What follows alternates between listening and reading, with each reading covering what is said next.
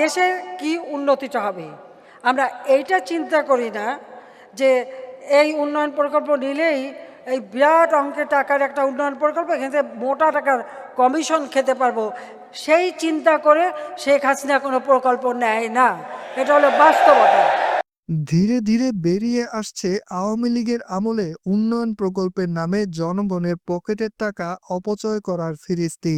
Union member থেকে শুরু করে পৌর চেয়ারম্যানরা সেতু ব্রিজ ঠিকই করেছেন, কিন্তু রাস্তা করেননি। ঢেলেছেন কারি কারি টাকা, কিন্তু অপরিকল্পিত এসব উন্নয়ন জনগণের কোনো কাজেই আসেনি। মুন্সিগঞ্জের গজারিয়ায় একাধিক সেতুতে নেই কোনো সংযোগ সড়ক। সেতুটির উত্তর পূর্ব দিকের কাঁচা সড়ক ও পশ্চিম প্রান্তের আনুমানিক ৫০০ ফুট সংযোগ সড়ক না থাকায় এটি ব্যবহৃত হচ্ছে না। জয়পুরহাটে আছে এমন ৬টি সেতু যার রাস্তা নেই। কিশোরগঞ্জের অষ্টগ্রামে গুরুত্বপূর্ণ একটি সড়কে ব্রিজ করা হয়েছে, কিন্তু ১৫ বছরেও সেই ব্রিজের সাথে নেই কোনো সংযোগ সড়ক, তাই অব্যবহৃত পড়ে আছে সেতুটি। কোনো ধরনের সংযোগ সড়ক ছাড়া খালের ওপর ব্রাহ্মণবাড়িয়ায় ২২ বছর যাবৎ দাঁড়িয়ে আছে আরও একটি সেতু। কেন নির্মাণ করা হয়েছে, কাদের উপকারে নির্মাণ করা হয়েছে জানে না কেউই। ব্রিজের দুই পাশে মাটি ভরাট না থাকায় ঈশ্বরদীতে বিপাকে দুটি গ্রামের হাজারো মানুষ।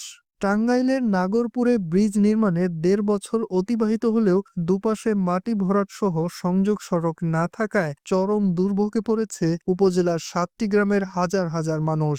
২০১৬ সালে প্রায় ৩ কোটি টাকা ব্যয়ে ভালুকুটিয়া থেকে আলোকদিয়া যাওয়ার পথে নোয়াই নদীর ওপর ৭২.৬ মিটার ব্রিজ নির্মাণের কাজ শুরু হয়। মেসার্স দাস ট্রেডার্স নামের একটি ঠিকাদারি প্রতিষ্ঠান প্রায় ১ বছর পর ২০১৭ সালে নির্মাণ কাজ শেষ করে। ব্রিজ নির্মাণের পর ব্রিজের দুপাশে ২০০ মিটার করে মাটি ভরাট করার কথা থাকলেও মাটি ভরাট করা হয়নি। চলাচলের বিকল্প কোনো রাস্তা না থাকায় ব্রিজের নিচ দিয়ে জীবনের ঝুঁকি নিয়েই চলাচল করছে এলাকাবাসী।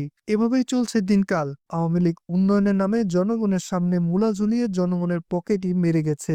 এখন দেখবার বিষয় অন্তর্বর্তী সরকার কতটুকু সংস্কার এনে দিতে পারে। মোহাম্মদ নাজমুল হাসান পুলক, আজকের বাংলা নিউজ ডেস্ক।